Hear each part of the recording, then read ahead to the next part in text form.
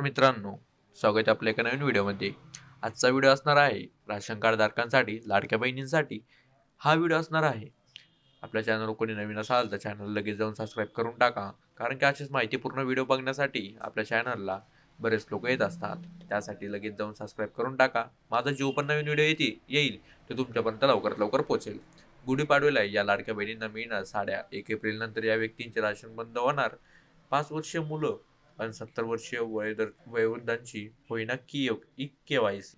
काय आहे यामागं बघू आपण या व्हिडिओच्या माध्यमातून. राज्य सरकारच्या अन्न व नागरी पुरवठा विभागाच्या निर्णयानुसार अंत्योदय योजनेतील कार्डधारकांना प्रत्येकी एक साडी दिली जाते.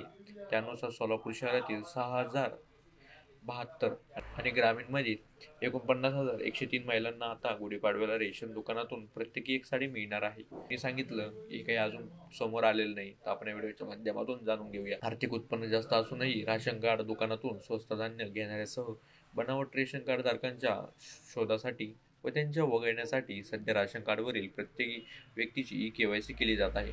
त्याची मुदत 31 मार्चपर्यंत असून ही मुदत शेवटची आहे. अजूनही सोलापूर शहरातील 1,00,000 तर ग्रामीणमधील 5,00,000 व्यक्तींनी ई-के-वाय-सी केलेली नाही. मुदतीत ही प्रक्रिया पूर्ण न केल्यास 1 एप्रिलपासून त्यांचे स्वस्त धान्य बंद होणार आहे. हे खरं आहे का, आपण जाणून घेऊया. केंद्र सरकारने रेशन दुकानातून स्वस्त धान्य घेणाऱ्या प्रत्येक लाभार्थीला 1 मार्चपूर्वी ई-के-वाय-सी करण्यासंदर्भात आदेश काढले असून त्यानुसार राज्य सरकारने देखील परिपत्रक काढले आहे.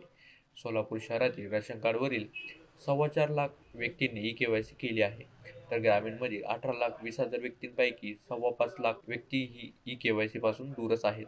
मात्र 5 वर्षाखालील चिमुकले आणि 70 वर्षावरील वयोवृद्ध ई-के-वाय-सी होत नसून त्यासाठी तांत्रिक अडचणी येत आहेत. सोलापूरसह राज्यभरात अशी स्थिती असून त्यावर मार्ग न निघाल्यास त्याचे धान्य बंद होण्याची भीती वर्तवली जात आहे. आधार कार्डनुसार त्यांनी राशन धान्य दुकान ई-के-वाय-सी करताना पुढील प्रक्रिया पुढे जात नाही, असा अनुभव पुरवठा अधिकाऱ्यांनी आला नाही. त्यांनी तशी माहिती अन्न व नागरी पुरवठा विभागाला कळवली आहे. गुढीपाडव्याला 57,000 महिलांना साड्या वाटप होणार आहे.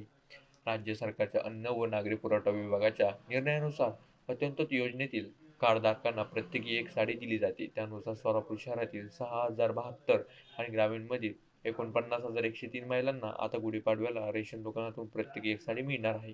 अजून शासन स्तरावरील साड्या आलेल्या नाहीत, पण गुढीपाडव्याला या महिलांना साड्यांचं वाटप होईल असे नियोजन करण्यात आले आहे. घरबसल्या तुम्ही आता ई-के-वाय-सी सुद्धा करू शकता. रेशन दुकानातून स्वस्त धान्य यापुढेही कायम मिळावे यासाठी राशन कार्डवरील प्रत्येकी व्यक्तीने ई-के-वाय-सी करणे आवश्यक आहे. त्यासाठी राज्य सरकारने मेरा ई-के-वाय-सी ॲप तयार केले आहे.